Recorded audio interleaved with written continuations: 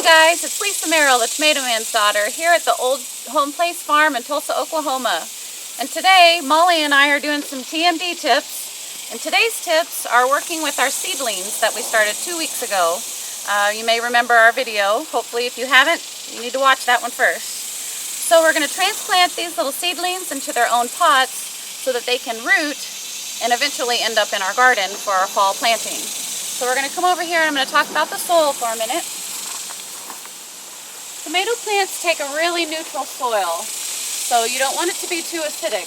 The pH balance should be right at about 7, and I'm not trying to promote any certain product, but Dad always used the Sunshine LC1 Professional Mix because it's the perfect acidity, or lack thereof, for tomato plants. And this actually comes out of Canada, so it is shipped in, but it's a really, really nice soil. But any soil that you can find that's a really neutral soil, that'll work for tomato plants.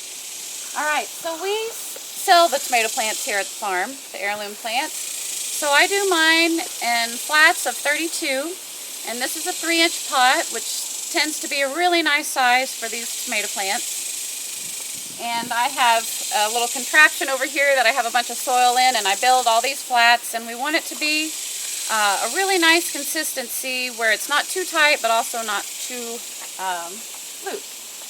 Now we need to water this in so that it's nice and moist for the seedlings that we're about to put in. So I'll come over here and show you what kind of fertilizer we use. Now we grow as organically as we possibly can, but we do use synthetic fertilizer when we're starting the plants because it's easier to control. With this soil mix, we use a 20-10-20, and the measurement is about a tablespoon per gallon. Since I'm working with a lot of plants, I go ahead and fill up a large trash can full, that much fertilizer to a large trash can, and then I dip my watering can into it to save me time. If I was having to mix this every single time, it would take a while. So depending on how moist or how dry my soil is, normally I'm going to do 2 passes so it's good and soaked in. And it's really important to make sure that you're getting every cup. It's easy sometimes to miss corner cups if you're working in a flat like this. And I usually let it sit there and drain for a little while, soak in to the very bottom. Like I said, I'll do it twice, and that tends to be the perfect moisture consistency for what we're doing here today. Now I've got one that was pre-made. It's been draining for about 10 minutes or so. Now we're going to come over to our transplanting table. Now you might be able to hear the cicadas whistling and howling in the background. Today is July the 4th, so happy 4th of July. So we need to keep in mind temperature. Obviously I need to be in the shade. In the wintertime I'm doing this in a greenhouse, but right now I'm more concerned with staying cool. So find a cool spot outside, or you can even do this inside if you want to. So the first thing I'm going to do is take a dibble, and it can be just about any size. It kind of depends on what the seedling size is. And I'm just going to do this first row for demonstration. And what I'm doing here is I'm going all the way into the bottom. I'm going to go all the way down to the bottom, just making a nice little home for the new seedling.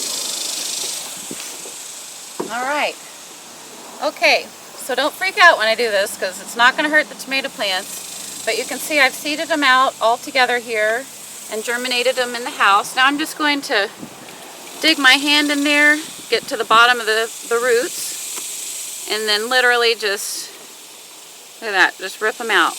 Now you want to be kind of gentle, but they can take a little bit of roughness, not a problem. So now I'm going to take each individual one off.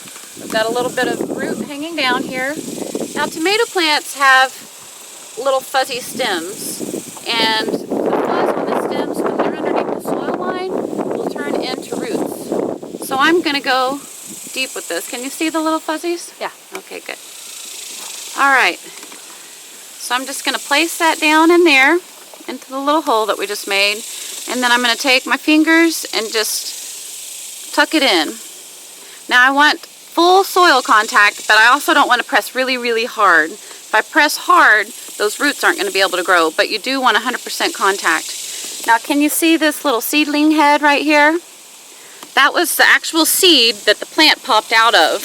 You want to make sure those are all off after you transplant. Just pull that off, and that way these leaves right here can grow through and not be curled up. So I've got a couple of those, and sometimes I'll just pull them off right there. And I just take my finger and swoop, pop that right in. Now for time, I usually, do this whole step and then come back and squeeze them in. So here we go again. Some people use a pencil and poke it down, but using your fingers just fine, unless you have a problem with getting dirty. But hopefully not, because it's all good. And again, I'm just going to take my 4 fingers here, well, 2 fingers and 2 thumbs, and pinch in those first leaves right at the soil line. And that's really important, because if you transplant too high, the plant will become long and leggy. We want kind of short and stocky and bushy, right? Because we're wanting those stems to get nice and thick, so they get lots of roots and they're really strong. So I'll do an example of what not to do. So here I am separating. Some people might want to transplant right to here. That's not going to work out, because it's going to end up rotting right here and probably dying once we get it out into the heat. So we're going to want to, like I said, just so important to get those nice and deep right at those first leaves. Alright, I'll do 2 more. Now the other important thing is to make sure you know what variety you're working with. Because if you're saving your own seed and you're trying to carry on some tradition, of course you got to know what they are. So right when I transplant, of course, since we're selling them, it's obviously important to know what varieties we have. Today we're doing German Giant. This is new to me, but it's an old heirloom variety. It's a larger pink beefsteak type. And I have a printer, but you can just get little tags, or even some people use popsicle sticks and get a Sharpie and write the name of the variety on there. Alright, so we're going to get those tags in there. And when people buy these from me, I encourage them to take a hole punch and punch a hole anywhere in the tag and attach it to their cage so they know what they've got. Alright, now my goal is to not have to water again for a couple of days, so I've got my soil nice and moist, like I said.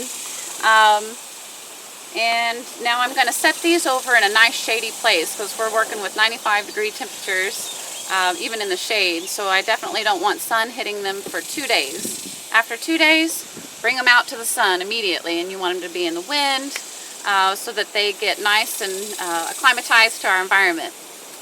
I believe that we finished our segment for the day, so I hope you've learned something. We'll talk to you later.